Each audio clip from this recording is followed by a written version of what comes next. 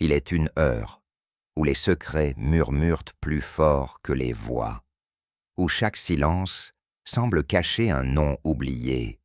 Dans cette demeure anglaise, quelque chose veille encore entre passé et vengeance. Avant de commencer, dis-moi en commentaire, d'où écoutes-tu cette histoire et quelle heure est-il chez toi? Prêt, entrons dans l'histoire.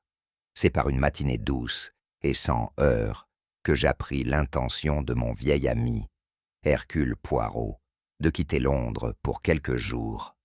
Il m'invita à l'accompagner à Bramblewood, une villa cossue du Sussex, propriété d'un certain Sir Alister Woodridge, ancien diplomate retiré des affaires publiques. Ce nom m'était vaguement familier, peut-être pour l'avoir vu figurer dans quelques colonnes mondaines ou dans un article sur les mécènes de la Royal Society. « Mon cher Hastings », m'avait-il dit d'un ton singulièrement léger, « il est temps de reposer mes petites cellules grises. Cette invitation me paraît idéale. De la tranquillité, un peu d'air iodé, et peut-être quelques conversations civilisées. » Le ton même de son propos trahissait, à mon oreille, ce que je connaissais de lui. L'œil de Poirot ne se reposait jamais, entièrement, même sous couvert de détente, mais l'idée me séduisit. Après tout, je n'avais rien à perdre à m'éloigner un peu du tumulte londonien. Et puis, comme souvent avec Poirot, ce qui débutait dans le calme avait rarement une fin paisible. Nous arrivâmes à Bramblewood en début d'après-midi, accueillis par une lumière d'automne filtrant à travers les feuillages roux. La propriété, solidement campée sur une légère colline, dominait un petit bois et un étang paisible. À première vue, tout respirait le confort discret des maisons anglaises de bonne famille. Façades en pierre claire, jardins entretenus avec une rigueur presque militaire, et une certaine retenue dans la décoration extérieure, comme si l'on n'y cherchait pas à impressionner, mais à s'effacer dans la nature. Cependant, dès les premiers instants, quelque chose me frappa. Ce n'était ni l'accueil cordial du majordome, ni la poignée de main distante de Sir Woodridge, ni même le sourire poli de son épouse. Non, c'était autre chose. Un silence, peut-être. Une manière qu'avait la maison de ne pas respirer, comme si ses murs conservaient une tension muette. J'eus la sensation, absurde sans doute, que chaque fenêtre nous observait. Poirot, lui, promena son regard sur les boiseries du hall avec une lenteur calculée. Il huma à peine l'air, puis me glissa tout bas. « Une maison qui sait garder ses secrets, mon ami. Nous verrons si elle consent à nous en révéler quelques-uns. » Le dîner, servi à 19 heures précises, réunissait 5 personnes autour d'une table ovale, au centre d'une salle richement décorée, mais curieusement sombre pour une maison de cette taille. Outre Poirot et moi-même, il y avait bien entendu Sir Alister Woodridge, son épouse Caroline, et une invitée, Miss Tamsin Leclerc, présentée comme une amie d'enfance de Lady Woodridge. Le majordome, Wright, officiait avec une discrétion millimétrée. La conversation, d'abord légère et mondaine, tourna rapidement à un échange plus piquant. Sir Alister, un homme aux tempes grises et à la voix mordante, semblait prendre un malin plaisir à interrompre son épouse, à corriger ses souvenirs ou à glisser des remarques d'un sarcasme subtil mais blessant. Lady Woodridge, belle encore, au port gracieux mais au regard fuyant, s'efforçait de maintenir une ambiance cordiale. Elle souriait à demi, opinait avec douceur, mais sa main tremblait à peine lorsqu'elle versait le vin. Miss Leclerc, quant à elle, se contentait d'observer. Une femme d'une quarantaine d'années, au visage intelligent, aux yeux vifs, mais à la parole rare. Elle ponctuait parfois les échanges d'un « vraiment » ou d'un « je vois », qui ne laissait guère deviner ce qu'elle pensait réellement. Je me tournai à plusieurs reprises vers Poirot, mais il gardait son regard rivé sur les gestes des convives, ne parlant que peu, sauf pour poser des questions anodines en apparence. Il me sembla qu'il notait intérieurement chaque inflexion de voix, chaque cliquetis de fourchette, chaque regard échangé. Il y avait, ce soir-là, dans l'air de la salle à manger de Bramblewood, quelque chose d'indéfinissable, un courant invisible qui circulait entre les verres, les silences et les faux rires. Et j'eus cette pensée étrange. Si un crime devait éclore quelque part, ce serait ici, dans cette pièce où chacun semblait parler sans vraiment dire. Au moment du dessert, alors que Lady Woodridge faisait apporter une tarte aux figues, un bruit inattendu retentit depuis le vestibule adjacent. C'était une mélodie délicate, ancienne, jouée par une boîte à musique, un air fragile, enfantin, d'un autre temps. Tous s'interrompirent. Lady Woodridge pâlit visiblement. Sir Alister la regarda d'un œil froid, et Miss Leclerc se tendit sur sa chaise. « C'est cette maudite boîte, dit enfin Sir Alister d'un ton las. Elle se déclenche toute seule depuis qu'on me l'a offerte. Caprice d'un vieux mécanisme ou d'un souvenir qui refuse de mourir. » Il appela Wright d'un ton sec, et le majordome s'éclipsa dans le vestibule. La musique cessa bientôt. Poirot se pencha vers moi. « Écoutez bien, Hastings, il est des choses qui ne jouent pas seulement de la musique, mais qui ravivent la mémoire. Cette boîte à musique n'est pas là par hasard. » J'eus un frisson que je m'efforçai d'attribuer à la fraîcheur du dessert. Lorsque nous remontâmes au salon, Miss Leclerc s'approcha de moi à voix basse, tandis que les autres échangeaient des banalités près de la cheminée. Son regard, d'ordinaire calme, était cette fois animé d'une inquiétude contenue.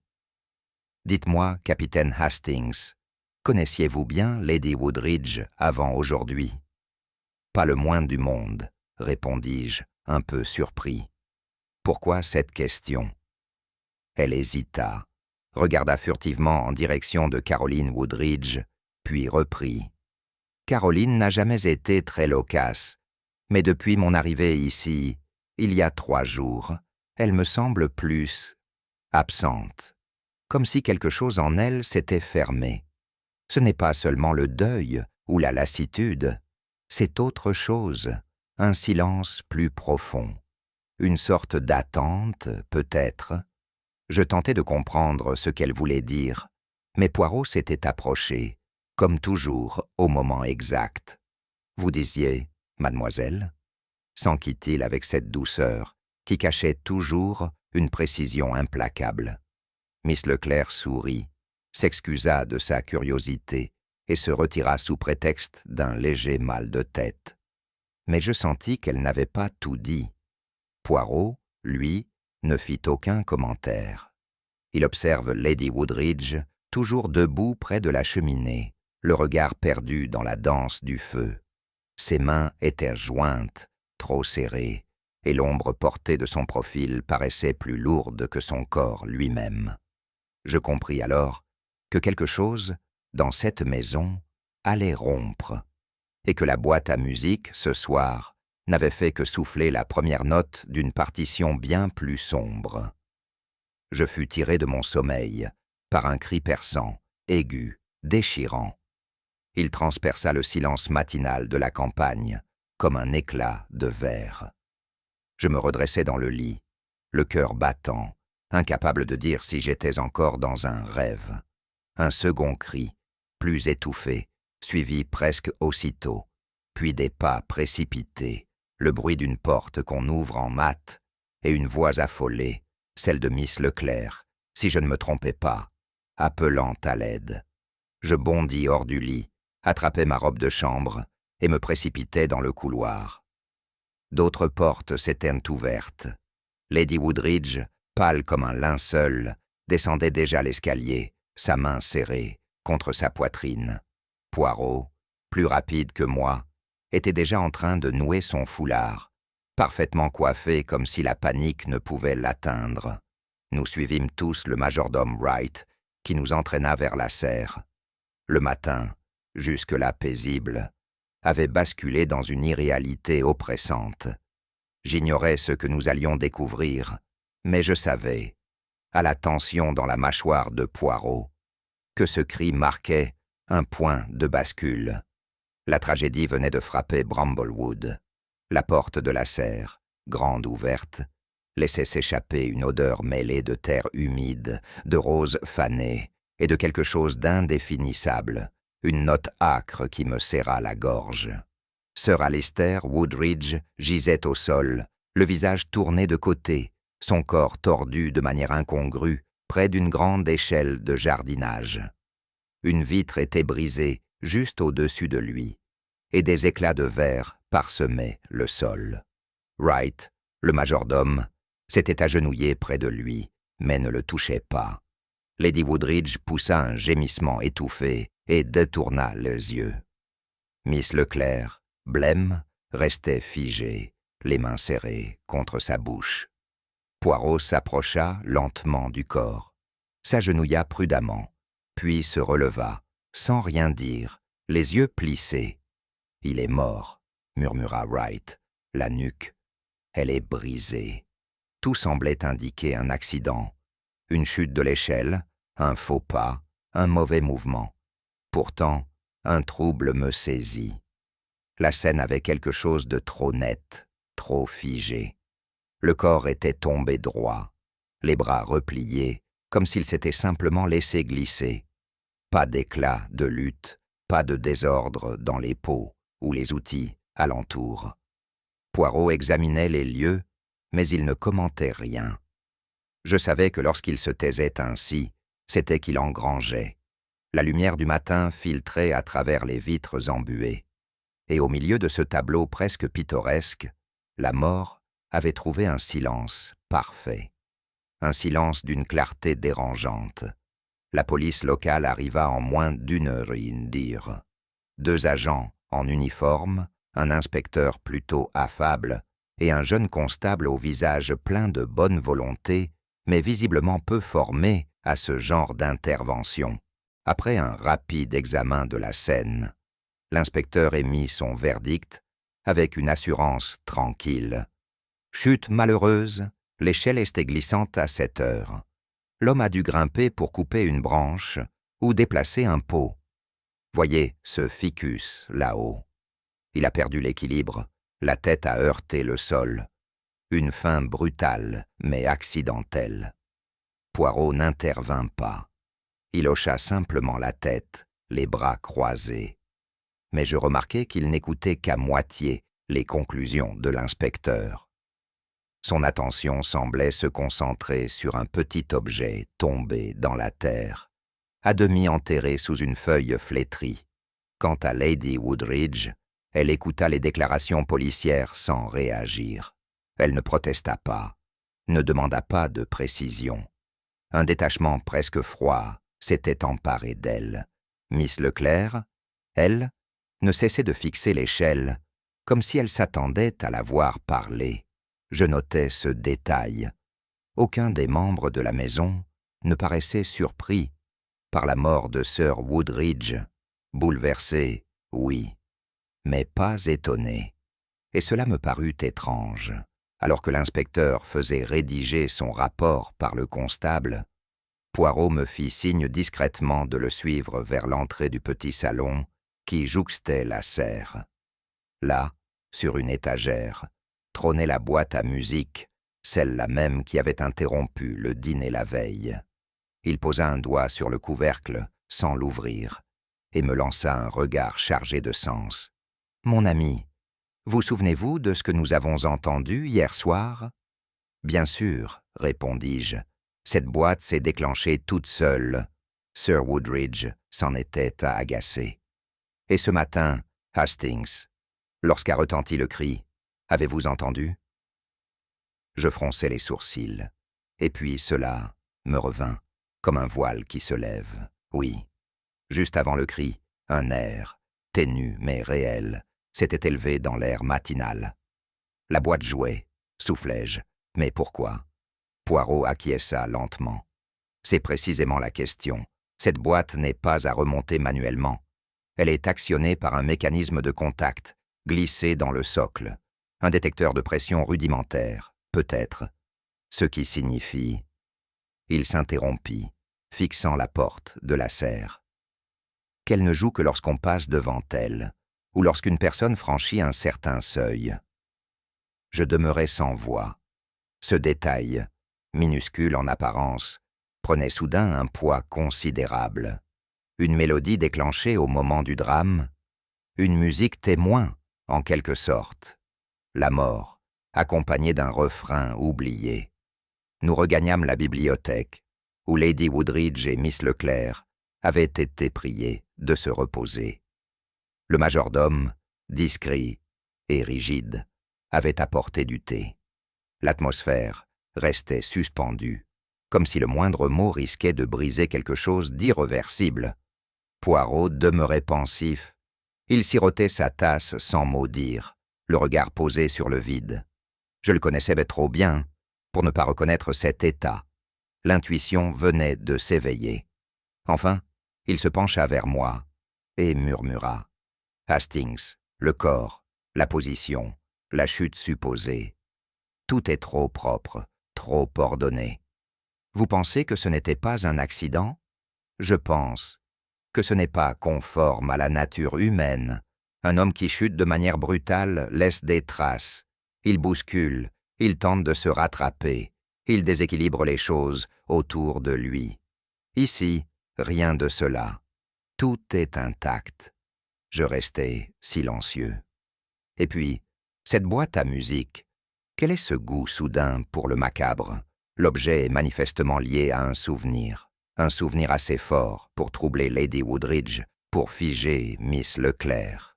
Vous avez vu leur réaction. Il fit une pause, puis se leva lentement. Il y a ici quelque chose de dissimulé, mon ami. Une vérité ancienne, peut-être. Une vérité que Sir Woodridge avait pressentie.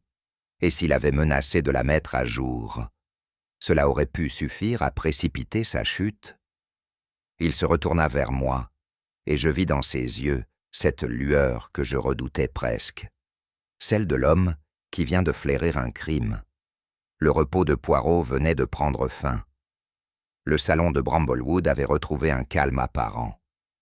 Le feu crépitait à nouveau, et les domestiques s'affairaient à ramener un semblant d'ordre dans la demeure. Pourtant, l'air restait lourd, comme chargé d'un courant sous-jacent, que seuls certains semblaient percevoir. Poirot, fidèle à lui-même, ne perdit pas un instant. Après avoir demandé que personne ne quitte la maison, il proposa, avec une courtoisie tout à fait calculée, de s'entretenir avec chacun des membres de la maisonnée.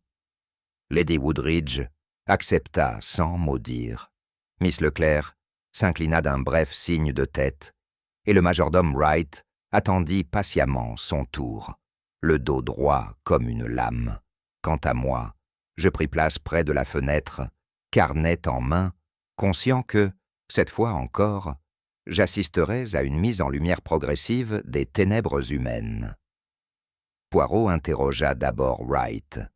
Les réponses de ce dernier furent précises, méthodiques, dénuées de toute émotion apparente. Il affirma que Sir Woodridge avait l'habitude de se lever tôt, souvent avant le lever du soleil, et qu'il n'était pas rare qu'il se rende à la serre, même avant le petit déjeuner. « Et la boîte à musique ?» demanda Poirot doucement. « Un cadeau récent, monsieur, » répondit Wright. Il ne l'appréciait guère. Je vis Poirot froncer à peine les sourcils. Il n'insista pas davantage, mais je sentis qu'il retenait quelque chose. L'atmosphère du salon, pourtant chaleureuse, me paraissait désormais étrange, presque oppressante, comme si chaque question de Poirot n'était pas une curiosité, mais une lame effleurant des nerfs sensibles. Lady Woodridge entra dans le salon avec une élégance glacée. Son visage, d'une beauté retenue, semblait figé dans une expression de fatigue polie. Elle s'assit en face de Poirot, sans le regarder directement. « Madame, dit-il avec une douceur presque tendre, je ne suis pas ici pour troubler davantage votre douleur. Mais parfois, dans les circonstances les plus pénibles, quelques mots peuvent dissiper une ombre qui menace de s'épaissir. » Elle demeura silencieuse un moment, puis soupira. Alistair n'était pas un homme facile. Poirot attendit, le regard posé non sur elle, mais sur une petite statuette d'ivoire posée sur la cheminée. Il avait cette manière de réduire les autres au silence, continua-t-elle. Il ne criait pas, ne frappait pas. Il jugeait, avec des mots, des regards, des silences. Chaque dîner était un examen, chaque parole, un risque. « Vous vous disputiez ?» demanda Poirot d'un ton neutre. « Non, dit-elle. Jamais. C'est cela, justement. Nous ne nous disputions pas. Nous nous taisions. » Ses doigts, nerveusement, joignent avec une broche en forme de rose ancienne. « Mais récemment, ajouta-t-elle, il semblait préoccupé. Il écrivait tard. Il avait reçu des lettres que je n'étais pas autorisé à lire. Et hier soir, il m'a regardé et m'a dit « Je sais tout, Caroline. » Il n'a rien précisé. Poirot hocha la tête lentement. « Et vous, madame, que pensez-vous qu'il savait ?» Elle baissa les yeux. Un silence s'installa. Je crus qu'elle ne répondrait pas, mais elle murmura enfin quelque chose d'ancien, quelque chose que j'avais tenté d'oublier. Après Lady Woodridge, ce fut au tour de Miss Leclerc de répondre à l'appel discret mais ferme de Poirot. Elle entra d'un pas mesuré, le visage fermé mais sans hostilité. Lorsqu'elle s'assit, je remarquai que ses mains étaient légèrement tremblantes, bien qu'elle tentât de les dissimuler en les croisant. « Mademoiselle Leclerc, » commença Poirot, « vous êtes ici depuis quelques jours seulement. Que diriez-vous de l'ambiance à Bramblewood ?»« Troublée, » répondit-elle sans hésiter. « Cela ne m'étonne pas que quelque chose se soit produit. Cette maison. » Elle étouffe. Elle jeta un coup d'œil vers la porte close. « Caroline, » reprit-elle plus bas, « est mon amie depuis l'école. Nous nous étions perdus de vue, puis retrouvés par hasard, il y a quelques mois. Elle m'a semblé transformée, comme si elle portait en elle un fantôme. » Poirot se pencha légèrement. « Quel genre de fantôme, selon vous ?» Miss Leclerc hésita, puis elle articula lentement. « Quelque chose du passé, un homme, peut-être, une histoire ancienne. J'ai senti que Sir Woodridge en avait connaissance, ou du moins des bribes. Il n'a jamais été aimable avec moi. Il me regardait parfois comme s'il se méfiait. Et vous méfiez-vous de quelqu'un ici ?» Elle parut surprise par la question, mais répondit après une seconde. « Je crois que Caroline vous cache quelque chose, par protection peut-être, ou par loyauté. Je ne sais pas, mais elle n'est pas tranquille. » Poirot sourit doucement, puis murmura « La loyauté, mademoiselle, est parfois plus dangereuse que la trahison. » Elle poussa se taire, même face à l'irréparable, et je sus, à ce moment précis, que l'ombre qui planait sur Bramblewood n'était pas seulement celle de la mort, mais d'un passé que personne n'osait nommer. Ce fut au cours d'un échange bref avec le majordome Wright que Poirot obtint une information qui, bien que livrée sans intention apparente, nous fit l'effet d'un écho venu d'une autre pièce du puzzle. Wright, homme méthodique s'il en est, parlait avec cette prudence quasi militaire qu'on trouve chez ceux qui ont servi longtemps dans des maisons où le silence vaut loyauté. « Monsieur, » dit-il à Poirot, « si je puis me permettre, il y a eu un appel étrange 2 jours avant le drame. » Poirot redressa légèrement le menton. « Étrange ? En quoi, s'il vous plaît ?» C'était une voix sans accent net, mais calme. Elle a demandé à parler à Sir Woodridge, puis s'est interrompue. J'ai entendu un souffle, puis le déclic. Aucune suite. J'ai rapporté cela à Sir Woodridge, bien entendu. Il m'a regardé longuement, puis a dit « Je m'y attendais ». Poirot haussa un sourcil, et il n'a pas cherché à rappeler. « Non, monsieur, il m'a simplement demandé de ne pas évoquer cet appel avec Lady Woodridge, et encore moins avec mademoiselle Leclerc. » Je vis Poirot se frotter légèrement le menton. Il n'avait pas encore tous les fils, mais il savait désormais que l'ombre d'une voix, invisible mais menaçante, planait déjà sur Bramblewood avant que le drame ne survienne. Peu après l'entretien avec Wright, Poirot demanda à consulter les papiers de Sir Woodridge, une requête qu'il formula avec une élégance désarmante, et que Lady Woodridge accepta avec une soumission presque mécanique. Ce fut dans un tiroir du bureau, dissimulé sous une pile de correspondances anodines, que Poirot mit la main sur un reçu singulier. Il s'agissait d'un document de paiement émis par une certaine agence Creighton et Webb, investigation privée. Le montant était modeste, mais la date frappait, 10 jours avant la mort de Sir Woodridge. « Voilà qui confirme mes soupçons », murmura Poirot. Notre défunt hôte, sous ses airs de marbre, avait ses inquiétudes. Voyons voir. Il trouva également, épinglé à une enveloppe vide, un petit mot griffonné à la main. « Rendez-vous confirmé pour jeudi, au banc de la crique, Monsieur L. » Le jeudi en question n'était autre que la veille du drame. « Vous pensez qu'il suspectait sa femme ?» lui demandai-je. Il ne la soupçonnait pas, Hastings. Il la surveillait. Ce n'est pas la même chose.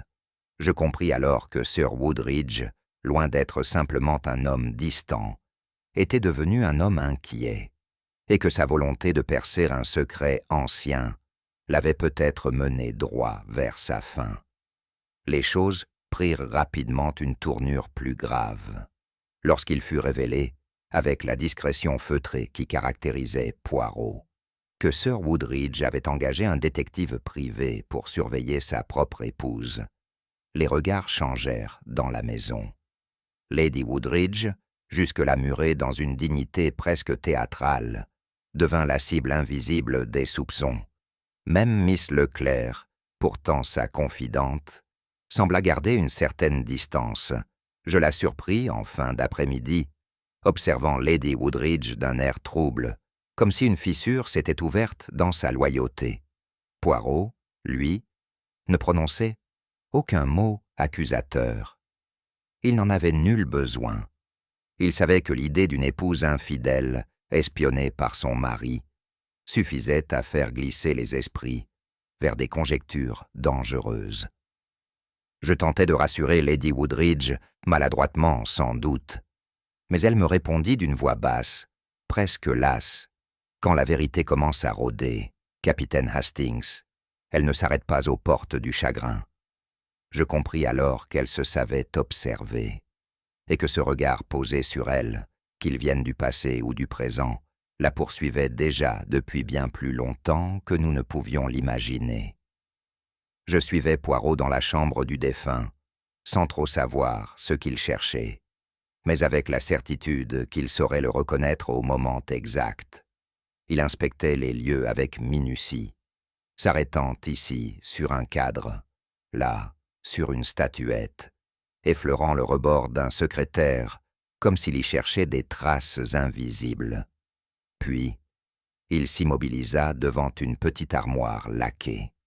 Il en ouvrit la porte d'un geste lent, comme s'il pénétrait un sanctuaire. Sur la tablette du milieu reposait une boîte en argent finement gravée, de forme ovale, au couvercle bombé, un objet manifestement ancien, d'un goût délicat et soigneusement entretenu. « Voilà », dit-il simplement. Il la prit avec soin, la déposa sur le lit et l'ouvrit. À l'intérieur, quelques objets personnels, une épingle à cravate d'un autre âge, un mouchoir brodé aux initiales E.R., et une vieille photographie en noir et blanc représentant un jeune homme en uniforme français, le regard clair et mélancolique. Poirot ne dit rien d'abord. Il observa l'image longuement, puis sortit de sous la doublure un feuillet plié plusieurs fois. Ses doigts le déplièrent avec une lenteur presque rituelle. « Hastings, murmura-t-il, je crois que nous allons faire un bond de plusieurs décennies en arrière. » La lettre, jaunie par le temps, était rédigée à l'encre bleue, d'une écriture élégante mais fébrile. Le papier portait un parfum discret, que je n'aurais su nommer, mais qui me fit penser à la lavande séchée et aux armoires anciennes. Poirot lut à voix basse, articulant chaque mot avec soin. « Ma chère Caroline, je vous écris depuis un lieu que je ne puis nommer, mais dont les nuits sont plus noires que les promesses qu'on nous fait. Je garde contre mon cœur votre dernière lettre, et ce mouchoir que vous aviez parfumé en riant, comme pour me faire croire que la guerre n'aurait pas le dernier mot. Je vous aime, Caroline. Je vous aimerai au-delà des tranchées, au-delà des silences que la mort impose.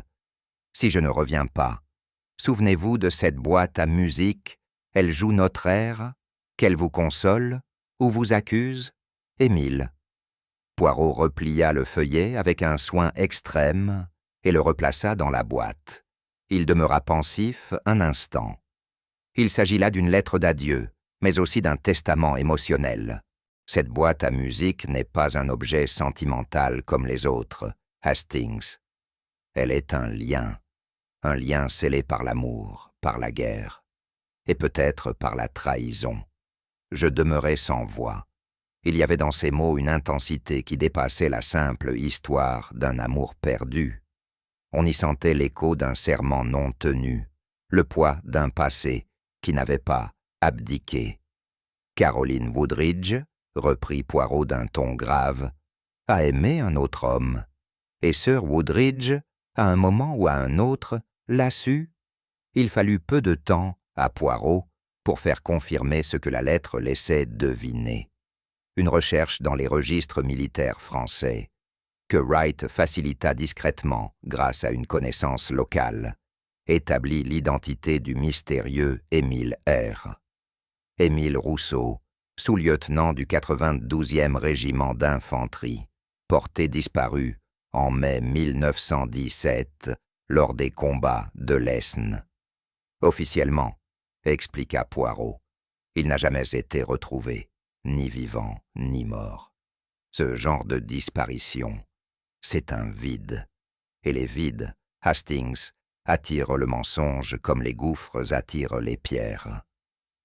Lady Woodridge a-t-elle su ce qu'il était advenu de lui ? Demandai-je. Peut-être pas. Et c'est là toute la tragédie. Elle a pour la pu croire qu'il était mort. Elle a pu se résigner, puis épouser Sir Woodridge. Mais quelque chose me dit que le souvenir d'Émile n'a jamais disparu. Il tapota doucement la boîte en argent. Et cette boîte, mon ami, elle est revenue ici.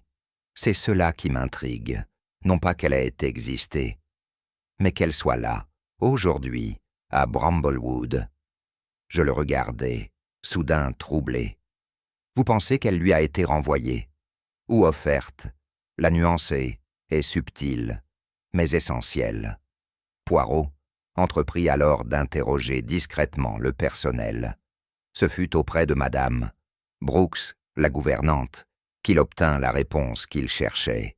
« Cette boîte, monsieur, elle est arrivée il y a 2 semaines. Un colis discret, sans mot d'accompagnement. C'est moi qui l'ai remis à Sir Woodridge. Et comment a-t-il réagi? Il ne m'a rien dit, mais j'ai remarqué qu'il était resté longtemps dans son bureau, ce soir-là. Et le lendemain matin, il m'a demandé de ne jamais laisser cette boîte sans surveillance dans le salon. Il tenait à ce qu'elle soit vue. C'était étrange. » Poirot remercia poliment, puis se tourna vers moi. « Vous voyez, Hastings, elle ne lui appartenait pas encore. Elle est réapparue. Vous croyez qu'elle vient de Lady Woodridge ?» Il secoua la tête. « Non, Caroline n'aurait jamais osé. Cette boîte a été envoyée par quelqu'un d'autre, quelqu'un qui connaissait l'histoire et qui voulait faire revivre un fantôme. Je ne sus que répondre. L'idée que cette boîte, si inoffensive en apparence, avait été introduite dans la maison comme une clé où une menace me glaçait. Et vous pensez que cela a un lien avec sa mort? J'en suis convaincu. Ce n'est pas un simple souvenir qu'on a ranimé. C'est une blessure. Et certaines blessures, lorsqu'on les gratte, saignent de nouveau. Le soir même, dans le calme du salon désert, Poirot s'assit face au feu, les mains croisées sur ses genoux. Je le regardais, fasciné par cette immobilité pleine d'intensité. Il réfléchissait. Cela se voyait à peine, mais cela se sentait dans l'air même. « Hastings, dit-il enfin, ce que nous avons ici n'est pas une simple querelle de couple, c'est une tragédie ancienne, une histoire que chacun a tenté d'oublier, sauf celui qui l'a ramenée à la surface. » « Et qui serait ce celui ?» demandai-je. « C'est ce que nous allons découvrir, mais je puis déjà vous dire ceci. Sir Woodridge n'est pas mort pour ce qu'il était, mais pour ce qu'il avait compris. Ou cru comprendre, je demeurai silencieux. L'amour, Hastings, laisse des traces, même 30 ans plus tard. Et parfois c'est moins la passion qui l'a suscité qu'un détail oublié, une boîte, un nom, une odeur, qui réveille la colère ou le chagrin. » Il se leva enfin, lentement. Cette boîte à musique, ce parfum de lavande, ce ne sont pas des coïncidences, ce sont des appels. Quelqu'un a tendu une corde vers le passé, et Sir Woodridge y a mis le pied. Ce fut le lendemain, en fin d'après-midi, que Poirot sollicita un nouvel entretien avec Lady Woodridge. La lumière déclinante filtrait à travers les rideaux du petit salon, et la silhouette de Caroline, drapée dans un châle crème, semblait plus fragile qu'à l'accoutumée. Elle prit place sans un mot, les mains jointes sur ses genoux, et le regard posé sur une ligne invisible du tapis. Poirot, tout en retenue, entama doucement. « Madame, vous m'avez dit hier que vous n'aviez jamais eu de dispute véritable avec votre mari. Permettez-moi d'y voir là une forme de tragédie. » Elle haussa à peine les épaules. Il n'y avait plus rien à dire. Alistair avait une manière de refermer les portes sans jamais les avoir ouvertes. Et moi, je n'ai jamais su forcer une serrure. Un silence s'installa, lourd de ce qui ne s'était jamais dit. « Avez-vous songé à le quitter ?» demanda Poirot avec une douceur désarmante. Lady Woodridge tourna lentement la tête vers lui. « Oui, plusieurs fois. Mais j'ai manqué de courage, ou peut-être d'élan. Il m'arrivait de rêver à une autre vie, mais l'habitude est une cage dorée, monsieur Poirot. Et Bramblewood, malgré tout, était ma prison choisie. Avez-vous regretté ce choix ? Chaque fois que je croisais un regard libre, chaque fois que je respirais la lavande, et que cela me ramenait à ce que j'étais avant. » Elle se leva, puis, sans se retourner. « On ne quitte pas toujours ceux qui nous blessent, monsieur Poirot. Parfois, on les regarde vieillir, jusqu'à ce que quelque chose ou quelqu'un s'en charge à notre place. » Poirot resta longuement silencieux après le départ de Lady Woodridge.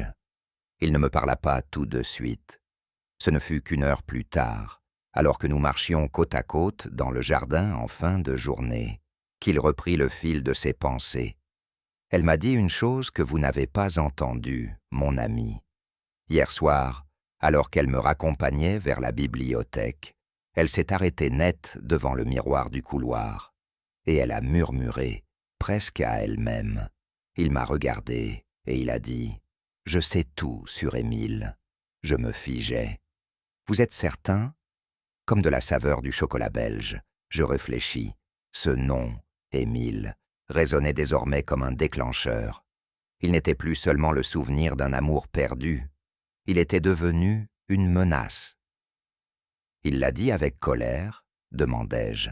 « Non, avec une forme de certitude glacée, comme un homme qui croit enfin avoir compris une énigme ancienne. » « Et vous pensez qu'il avait raison ?» Poirot plissa les yeux. « C'est justement ce que nous allons devoir établir, car une vérité supposée peut devenir plus dangereuse encore qu'un mensonge bien gardé. Le soir même, alors que le reste de la maisonnée s'était retiré, Poirot me fit part d'une hypothèse qui m'intrigua. Imaginez Hastings, un homme qui croit avoir découvert un secret enfoui, mais dont les éléments sont incomplets, interprétés à travers le prisme de la jalousie ou du soupçon. Et s'il avait vu dans un geste innocent une trahison ancienne, vous voulez dire que Sir Woodridge s'est trompé? Peut-être. Ou peut-être a-t-il vu juste, mais trop tard. Dans un sens ou dans l'autre, la vérité lui échappait.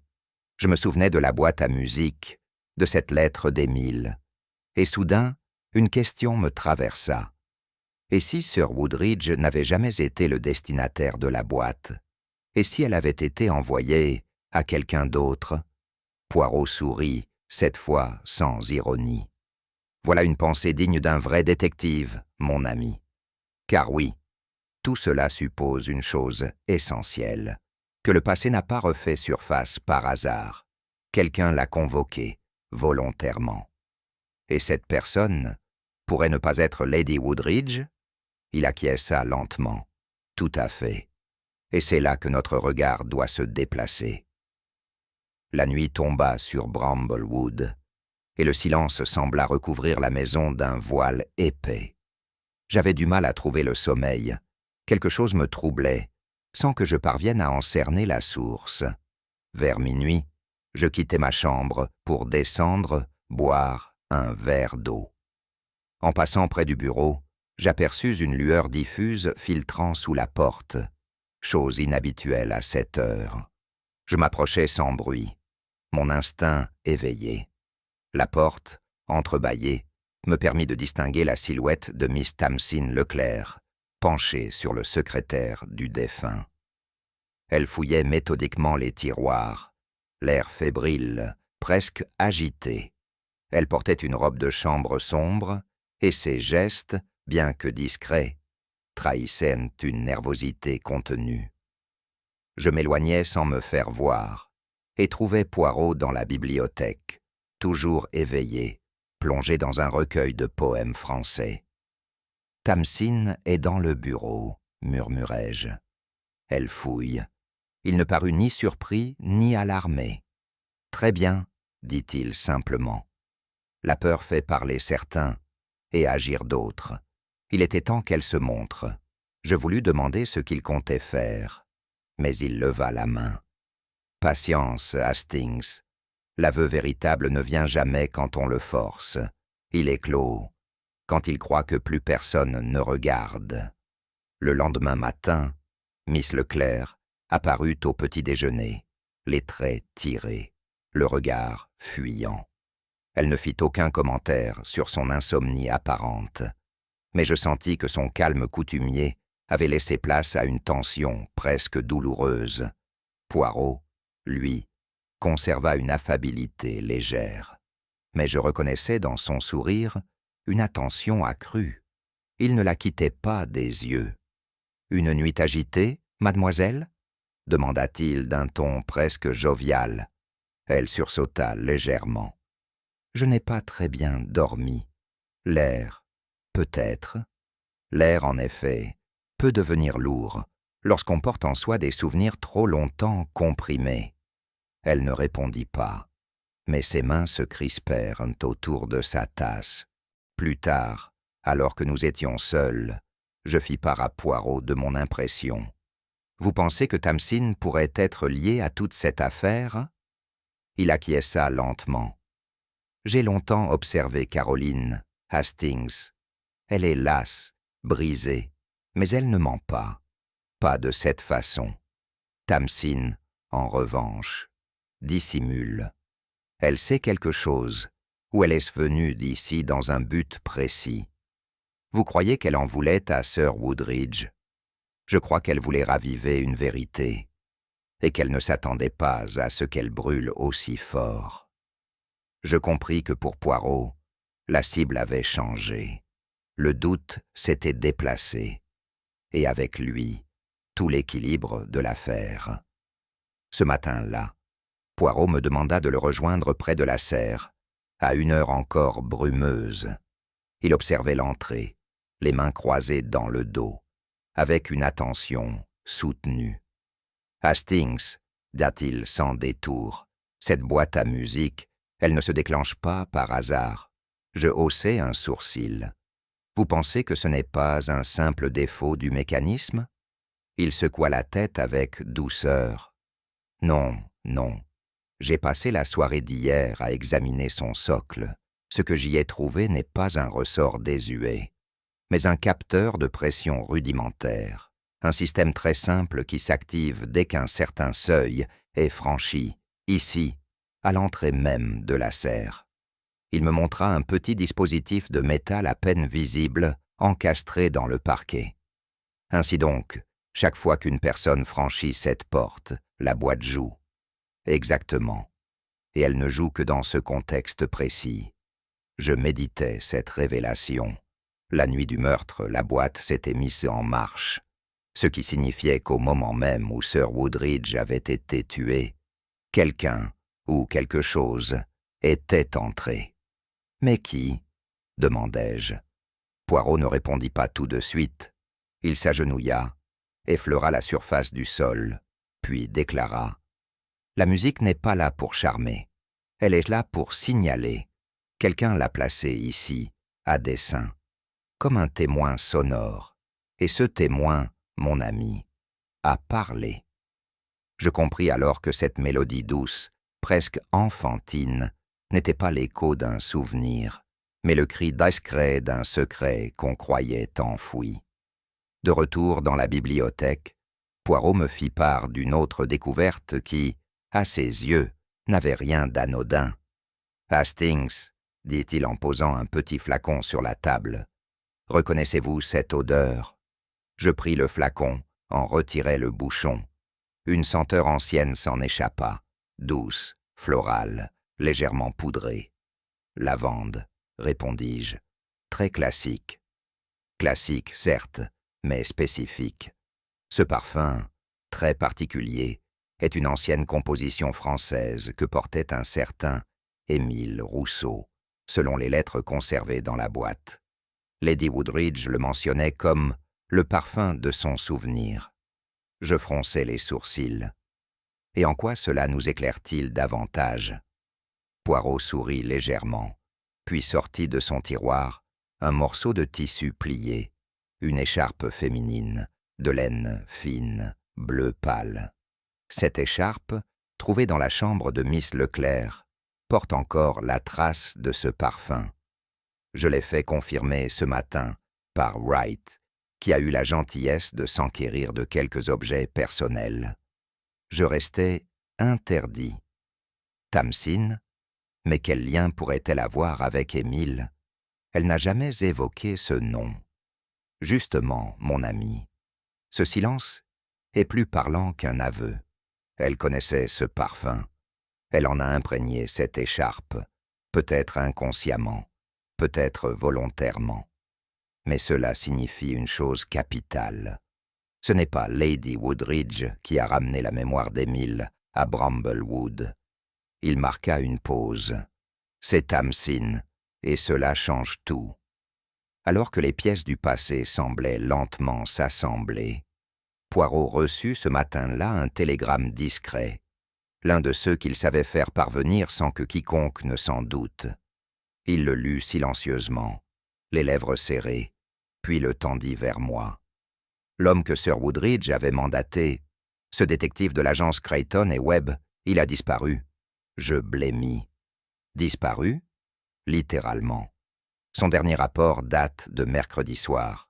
Ilham Taintel a été vu pour la dernière fois à Rye, dans un petit hôtel de bord de mer. Il devait rencontrer une certaine Mademoiselle L. le lendemain matin, selon ses notes. Depuis, plus aucune trace. Mademoiselle L. comme Leclerc ? C'est une possibilité que je n'ose plus exclure. Je relus le télégramme. Tout y était froid, administratif, implacable. L'agence déclarait officiellement la rupture de contact professionnel avec leur employé, faute de réponse et d'activité identifiable. Vous pensez qu'il lui est arrivé quelque chose? Poirot croisa les bras. Je pense qu'il a découvert un pan de vérité qu'il n'aurait pas dû, et qu'il a tenté de l'échanger contre autre chose, de l'argent, du silence, ou de la vengeance. Je l'observais, troublé. Et s'il avait compris l'identité réelle de Tamsin? Alors, mon ami, il aurait su que la tragédie en cours n'est pas née du présent, mais d'un passé soigneusement reconstruit. Poirot conclut, presque pour lui-même.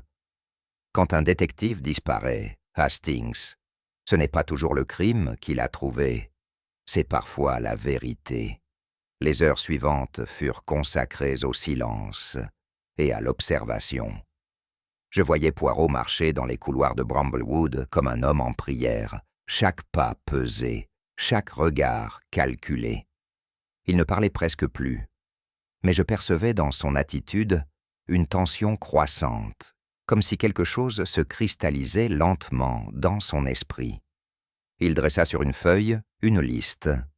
La boîte à musique réapparut, le parfum de lavande, la disparition du détective, la lettre d'Émile, l'appel anonyme. Pris séparément, ces éléments pouvaient encore relever de l'anomalie ou de la malchance. Ensemble, ils composaient un motif, et Poirot ne croyait pas aux motifs spontanés. Trop d'accidents deviennent signifiants, Hastings, lorsque l'on prend le temps de les écouter, dit-il doucement. Je restais songeur. Ce que je croyais être une suite de remous du passé semblait, sous sa plume, se transformer en une partition méthodique. Rien n'était survenu sans but, rien n'avait été laissé au hasard. Et si tout cela avait été planifié, dis-je, depuis l'envoi de la boîte jusqu'à cette nuit dans la serre? Ce n'est plus une supposition, Hastings, murmura Poirot. C'est une conviction. Quelqu'un a tendu une toile, et Sir Woodridge, sans le savoir, y est entré à reculons. Il se leva alors avec lenteur, les yeux fixés sur le corridor menant aux chambres. Et cette toile, ajouta-t-il, a été tissée bien avant notre arrivée. Ce soir-là, alors que la pluie tambourinait contre les vitres, Poirot me demanda d'un ton presque désinvolte, « Mon ami, que savez-vous réellement de mademoiselle Tamsin Leclerc ?» Je fus pris de court. Je balbutiai quelques souvenirs de ses propos. Sa prétendue amitié ancienne avec Lady Woodridge, son métier de traductrice littéraire, ses voyages en Italie. Rien de suspect, me semblait-il. Des affirmations, corrigea Poirot. Avez-vous vu une seule preuve, une lettre, une photographie, un témoignage commun? Je dus admettre que non. Et cela, Hastings, est une erreur à laquelle nous cédons souvent. Nous confondons le récit avec la vérité. Nous croyons à ce que les gens racontent, parce que nous aimons leur ton. Il se leva, se dirigea vers son bureau, en sortit un dossier et me tendit un document. Il s'agit d'un extrait d'état civil, obtenu par l'un de mes contacts à Paris. Il n'existe aucune Tamsin Leclerc, née à Lyon, en 1892, ni à Paris, ni dans aucune ville française recensée dans les 20 dernières années, sous ce nom. Je restais figé. Alors qui est-elle? Poirot eut ce sourire contenu que je connaissais bien. Elle est celle qu'elle ne veut pas être. Et cela, mon cher Hastings, est le signe le plus clair, que le cœur de cette affaire bat désormais sous son nom. Ce ne fut qu'au cœur de la nuit que Poirot, assis seul face à la cheminée, m'annonça calmement. Je sais. Il ne disait jamais cela à la légère. Je me tus, le cœur battant, attentif à chaque mot. Ce drame n'est pas né d'une pulsion, Hastings.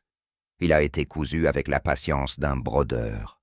Chaque fil, la musique, le parfum, l'écharpe, le détective disparu, a été tiré pour créer l'illusion d'un passé ressuscité. Il désigna les lettres d'Émile. Ce n'est pas l'amour de Caroline qu'on a voulu réveiller, mais sa culpabilité. et dans les plis de cette culpabilité, Sir Woodridge devait sombrer. Je tentai d'articuler une question, mais il m'arrêta d'un geste. « Ne dites rien. Il reste une dernière pièce à poser, et elle viendra dans le salon. » Je compris alors que Poirot, dans le silence, avait reconstitué le tableau entier, et que nous approchions du moment où les visages devraient enfin tomber le masque. Ce fut le lendemain matin, à l'heure où le brouillard peine encore à se dissiper dans les jardins de Bramblewood, que Poirot demanda à ce que tous les membres de la maisonnée se rassemblent dans le grand salon. Il formula sa requête d'un ton calme, presque solennel, sans donner de justification immédiate, et pourtant, chacun comprit que le moment était venu. Lady Woodridge descendit la première, pâle mais droite. Miss Tamsin Leclerc suivit, les traits tendus, les lèvres pincées. Le majordome Wright, toujours impeccable, se tint à l'écart, dans un silence cérémonieux. Je pris place à la droite de Poirot, comme à mon habitude, prêt à noter, à écouter, et peut-être à recevoir un dernier choc. La lumière traversait les vitres à la verticale, tranchante, comme si le ciel lui-même avait décidé d'éclairer cette scène sans phare. Poirot resta debout, les mains croisées devant lui. Il ne prit pas la parole tout de suite. Il se contenta d'un regard, ce regard qu'il savait poser sur chacun, lentement, comme pour pénétrer la surface du mensonge. « Mes amis, dit-il enfin, ce que nous allons entendre aujourd'hui n'est pas une accusation, c'est une restitution. » Il marqua une pause. Car la vérité, voyez-vous, n'attend pas qu'on l'appelle. Elle entre toujours, lorsqu'on s'y attend le moins. Un silence profond tomba sur la pièce. Chacun attendait, avec, je le crois, une crainte plus grande encore que la curiosité. Poirot, tel un chef d'orchestre qui connaît chaque mesure avant la première note, se mit à parler d'un ton doux, presque professoral. Il n'accuse pas, il exposa. Sir Alister Woodridge était un homme que l'on pensait maître de lui. Mais il avait en lui une inquiétude ancienne, une inquiétude née non d'un acte, mais d'un soupçon. Il marcha lentement vers la cheminée, puis se tourna vers Miss Leclerc. Quelqu'un, ces dernières semaines, a ranimé ce soupçon. Une boîte à musique envoyée anonymement, une fragrance oubliée, une lettre ancienne, exhumée, rien de brutal, rien d'ouvert, mais tout était dosage, précision, stratégie. Miss Leclerc fronça légèrement les sourcils. « Vous parlez comme si quelqu'un avait voulu le troubler, dit-elle. Pas seulement le troubler, mademoiselle, le pousser à croire qu'il détenait enfin la vérité. Une vérité dont il ne possédait que des fragments. » Il se tourna vers Lady Woodridge. « Il vous a dit, madame, je sais tout sur Émile. » Mais il ne savait rien.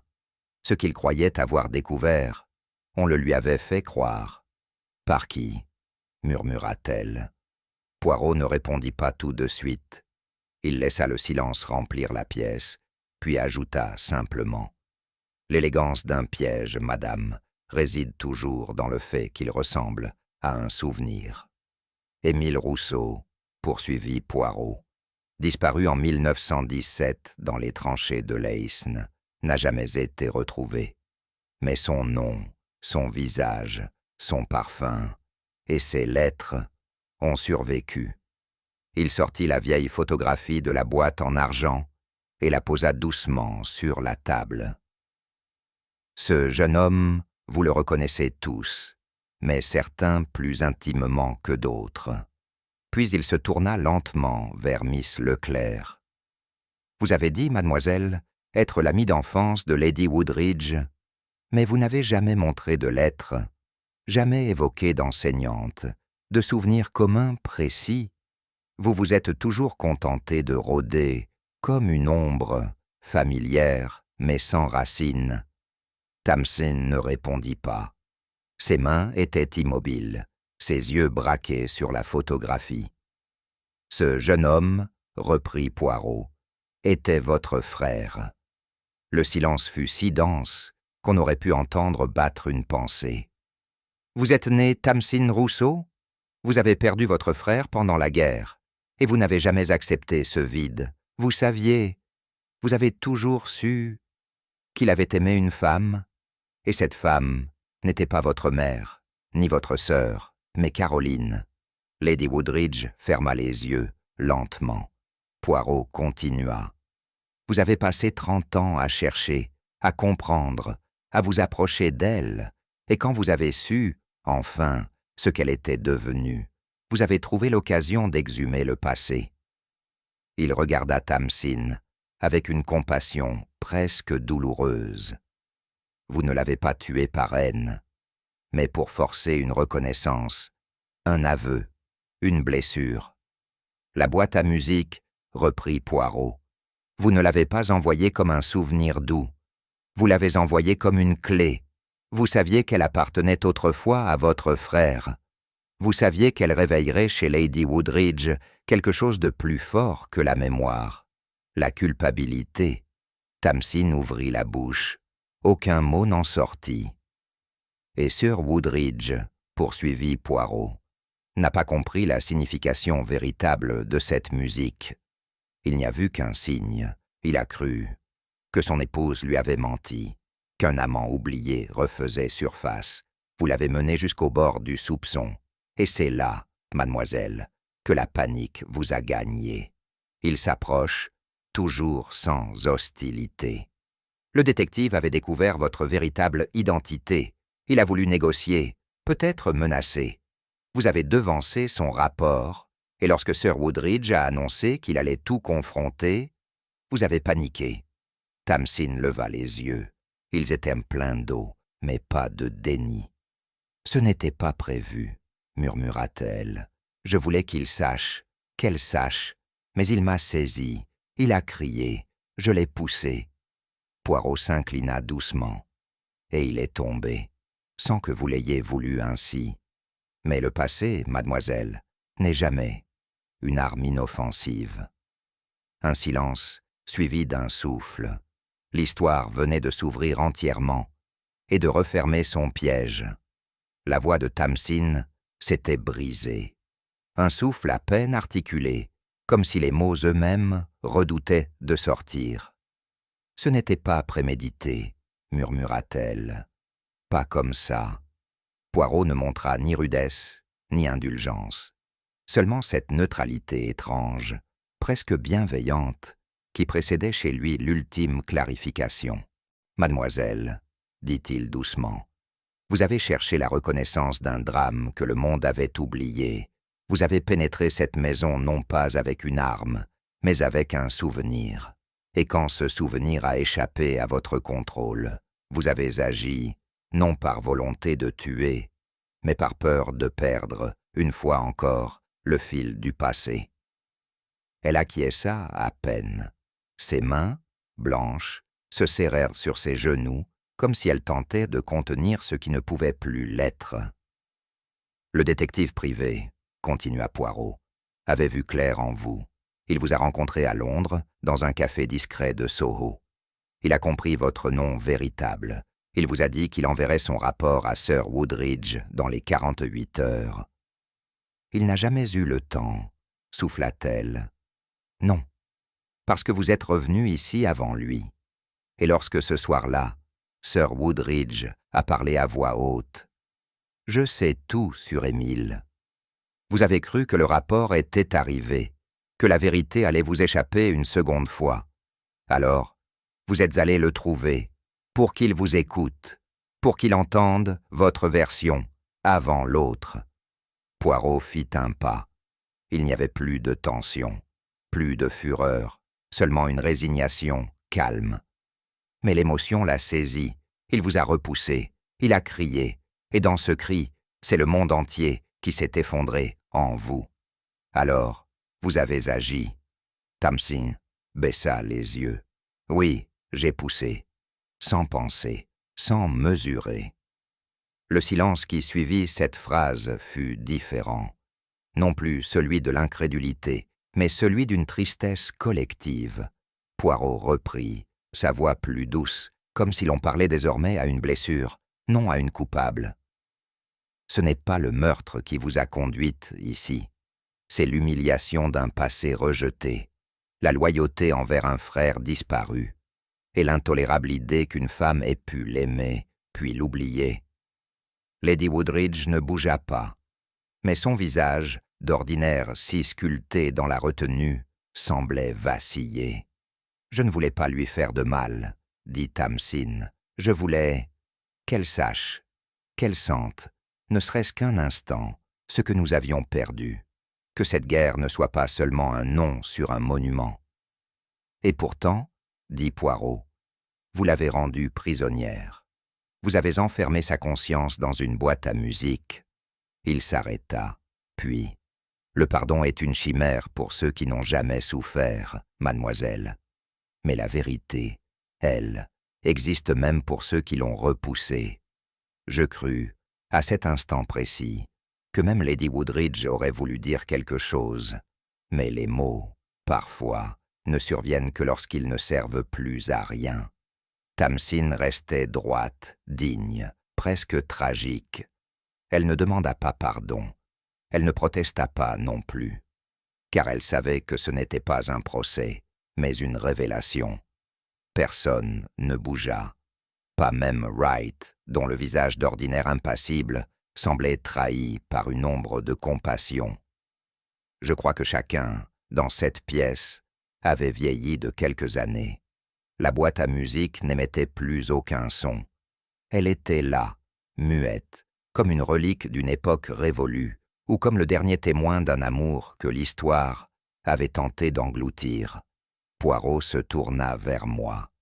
Il ne dit rien, mais dans son regard, je lus cette phrase silencieuse qu'il ne prononçait qu'en de rares occasions.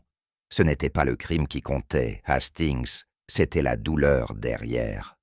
Et moi, je restais là, incapable de bouger, car tout avait été dit, et pourtant, temps restait suspendu dans l'air. On n'entendit que le bruissement feutré de la montre du majordome, puis la porte s'ouvrit lentement, et 2 agents de la police locale, sobres et discrets, pénétrèrent dans le salon. Ils saluèrent Poirot d'un léger signe de tête, comme s'ils comprenaient d'instinct qu'ils n'étaient que des instruments d'un mécanisme bien plus vaste. Tamsin ne tenta ni de fuir, ni même de protester. Elle se leva avec une lenteur étrange, comme si son corps avait déjà anticipé le poids invisible de la suite. Lorsqu'ils lui présentèrent les menottes, elle secoua doucement la tête. « Ce n'est pas nécessaire, » murmura-t-elle. « J'ai déjà trop de chaînes dans l'âme pour que le métal y ajoute quoi que ce soit. » L'un des agents hésita, puis, dans un geste rare, recula la main. On la laissa quitter Bramblewood sans contrainte, sans mots durs. Il n'y avait dans cette arrestation ni triomphe, ni vengeance, seulement un air pesant, comme si la maison elle-même retenait son souffle. Je vis dans les yeux de Poirot une mélancolie contenue. Il n'était pas homme à se repaître de la chute d'un être humain, encore moins lorsque celle-ci était le fruit d'une longue dérive morale, et non d'un dessein cruel. Quand la porte se referma derrière elle, un silence presque sacré envahit la pièce. Et moi, je compris que ce crime-là ne laisserait derrière lui aucun soulagement, aucune victoire, seulement des souvenirs ébréchés. Nous étions restés là, dans ce salon, désormais vidé de son secret, comme les témoins involontaires d'un drame antique. Lady Woodridge, droite dans son fauteuil, avait les mains croisées, comme si le moindre mouvement risquait de briser ce fragile équilibre émotionnel. Poirot, lui, s'éloigna de la cheminée et se plaça non loin de moi. Il parlait doucement, presque à mi-voix, comme si ses paroles s'adressaient autant à lui-même qu'à nous tous. « Il est facile, Hastings, de qualifier un acte. C'est un meurtre, n'est-ce pas? Il y a un mort, une main coupable, un mobile. La justice aura son dossier complet, sa sentence, sa conclusion. Et pourtant... » Il se tut un instant, observant un rayon de lumière pâle glisser le long du tapis. Pourtant, cette jeune femme n'est ni une criminelle dans l'âme, ni un être de malice. Elle est le fruit d'un abandon collectif, d'un passé qu'on a préféré taire. Elle portait, seule, le poids d'un nom effacé, d'un frère oublié, d'une souffrance que personne n'avait jamais daigné écouter. Je n'avais rien à répondre, car au fond de moi, je ressentais cette vérité dérangeante. Certains crimes ne naissent pas dans l'ambition ou la haine, mais dans la solitude, dans l'absence de mots justes au bon moment. La monstruosité, Hastings, est bien plus rare que nous le pensons, conclut Poirot. Mais les blessures de l'histoire, elles, savent très bien prendre le masque du crime. Le lendemain matin, un valet nous informa que Lady Woodridge avait demandé que ses bagages soient descendus au petit jour. Elle quitterait Bramblewood avant le déjeuner, seul détail qu'elle consenta à communiquer. Je la vis descendre lentement l'escalier, vêtue d'un manteau d'un gris doux, presque effacé, comme elle-même semblait vouloir s'effacer. Ses traits, bien que dignes, trahissaient une fatigue que ni le repos ni le silence ne sauraient dissiper. Poirot s'approcha d'elle avec une révérence pleine de respect. « Milady, je ne vous retiendrai pas par des mots. Mais sachez ceci, la vérité, aussi douloureuse soit-elle, est parfois le seul legs qui nous relie à ce que nous avons été. » Elle hocha la tête, un geste à peine perceptible. « Je l'aimais, dit-elle. Émile, je l'ai aimé d'une manière que je n'ai jamais su dire à personne. Et j'ai trahi cette mémoire en prétendant qu'elle ne comptait plus. » Ses yeux se tournèrent vers les fenêtres, là où les brumes matinales enveloppaient encore le jardin.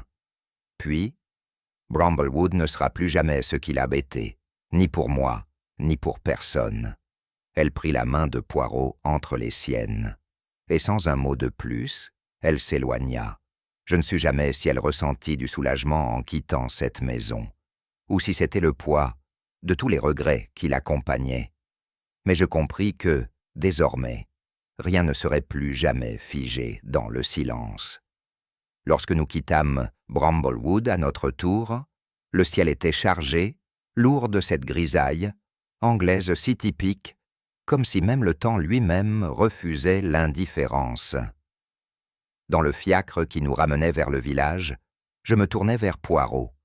Il semblait plongé dans une réflexion profonde, les mains jointes, les yeux mi-clos.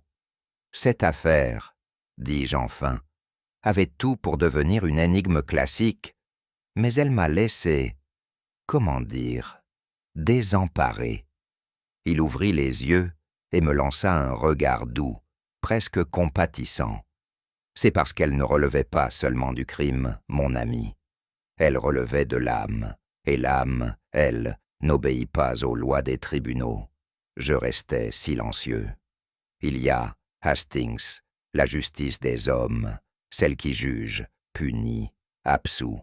Et il y a l'autre, plus silencieuse, plus cruelle parfois, celle qui demeure dans le cœur de ceux qui restent. La conscience. Exactement. Et dans cette affaire, c'est elle qui prononcera la véritable sentence, pour Tamsin, pour Lady Woodridge, pour chacun de ceux qui ont laissé le passé devenir un fantôme trop lourd. Je comprenais alors pourquoi Poirot, malgré sa rigueur et sa logique, n'avait jamais jubilé en démêlant cette affaire, car ici, la vérité ne brillait pas, elle pesait. Et c'est avec cette pensée que nous traversâmes le village, sans un mot de plus, laissant derrière nous le mystère désormais résolu, mais jamais oublié. Ce fut quelques jours plus tard que je repensai à la petite boîte à musique. Elle n'avait plus sa place, m'avait-on dit, et fut remisée dans une malle, au grenier, avec d'autres souvenirs de Bramblewood. Et pourtant, dans mon esprit, son air fragile résonnait encore. Ce n'était pas tant la mélodie que je retenais, mais ce qu'elle avait provoqué, ce flottement d'âme, ce retour du passé, cette faille dans le présent. Elle n'avait pas tué, mais elle avait réveillé. Et cela, parfois, suffit à faire basculer un destin. Poirot, un soir, alors que nous marchions côte à côte près de notre pension, déclara avec une gravité douce: « Hastings, certains objets portent la mémoire mieux que les mots. » Je ne répondis rien, mais je sus qu'il avait raison. La boîte à musique était désormais silencieuse. Pourtant, au fond de moi, j'entendais encore son dernier murmure, celui d'une époque oubliée, d'un amour perdu, d'un crime né non de haine, mais de silence. Et je compris que certaines vérités ne sont pas là pour être oubliées, seulement pour être entendues, une fois, juste une fois, avant que le couvercle ne se referme. La vérité, parfois, ne répare pas les cœurs, elle éclaire seulement les blessures qu'ils avaient appris à taire. Et vous, auriez-vous su reconnaître la douleur déguisée sous les masques du silence? Dites-le-moi en commentaire. Et si cette histoire vous a touché, laissez un like, abonnez-vous pour d'autres mystères et partagez-la avec un esprit aussi curieux que le vôtre. Car certains secrets, même résolus, continuent de flotter comme une mélodie qu'on n'oublie jamais.